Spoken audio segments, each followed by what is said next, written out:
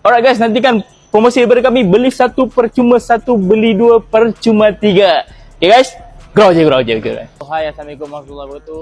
Kat sini wakil daripada Playroom Board Game. Kita nak cerita sikit lah journey kami sepanjang kami buat content creator. So kita start dengan bulan 6 tahun lepas. So dah lebih kurang 8, 9, 10 bulan kita dah buat content as content creator ni kan. So, siapa yang support dan suka content creator kami berkenaan dengan board game, saya ucapkan ribuan terima kasih kan kerana support kami. Dan jangan lupa lepas ni kalau kita orang buat content, boleh support lagi. InsyaAllah banyak lagi board game yang kita akan review untuk lepas ni lah.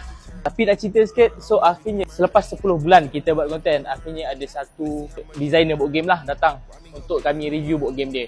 Okay, so apa yang best? Designer ni adalah daripada luar negara lah.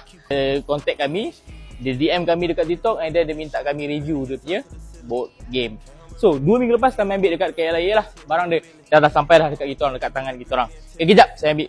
So ini game dia guys, fresh game. So ini tengok ni, bayangkan Genius Game LLC, dia DM kita orang nak hantar game daripada dia punya production, nak bayar dekat kita orang, baru je ambil daripada custom.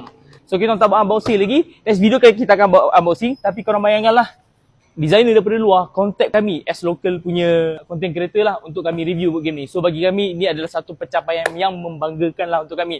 So kepada korang yang support kita orang daripada mula sampai habis, sampailah ada designer board game daripada luar negara datang untuk bagi board game ni, kami ucapkan ribuan terima kasih. Game ni sekali kita akan buat review juga. So korang jangan risau. Kita tak tahu lagi berapa board game dalam ni tau. Kita tak tahu lagi berapa dia bagi. Tapi nanti kita akan buat unboxing. Tak buka lagi tengok.